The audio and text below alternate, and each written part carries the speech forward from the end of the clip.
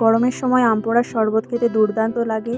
তাই আজ বাড়িতে বানাবো আম পোড়ার শরবত। তার জন্য একটা কাঁচা আম নিয়ে নিয়েছি। এরপর আমটা ভালোভাবে পুড়িয়ে নেব। আমটা ভালোভাবে পোড়ানো হয়ে গেছে। এরপর এটা ভালোভাবে পরিষ্কার করে খোসা ছাড়িয়ে নেব। এরপর এর মধ্যে থেকে নদগুলো বের করে নিতে হবে।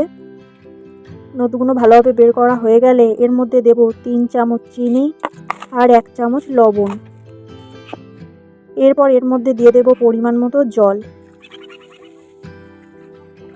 পরিমাণ মতো জল দেওয়া হয়ে গেলে একটা চামচ দিয়ে ভালোভাবে এটা নাড়তে হবে যতক্ষণ না চিনিটা গুলে যাচ্ছে।